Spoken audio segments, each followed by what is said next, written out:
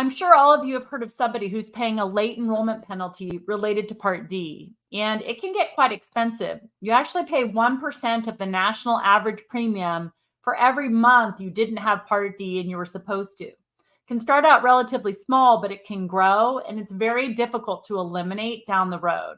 There's three things you can do to prevent having an issue with a late enrollment penalty for Medicare Part D.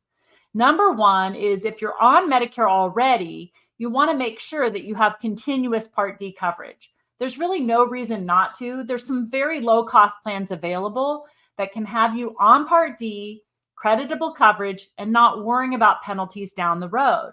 Now, if you're not yet on Medicare or you have just Medicare Part A, you want to make sure that you show that you had continuous coverage, no breaks, and creditable drug coverage through your employer until you eventually take full Medicare down the road.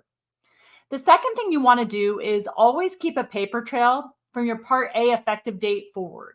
So if you have employer coverage, keep a paper trail of that employer coverage. And if you switch between employers, make sure you show continuous coverage along the way. Keep that documentation because you need to provide that proof potentially down the road when you go to take Medicare Part D. And then the third thing you want to do is be very responsive to inquiries.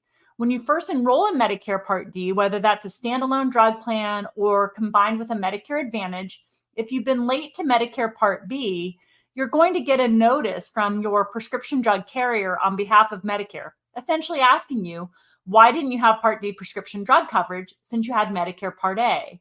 When you get that, you want to make sure you provide the attestation that you had creditable drug coverage to avoid costly penalties down the road. For this and more information, please always contact us at Black Point Insurance.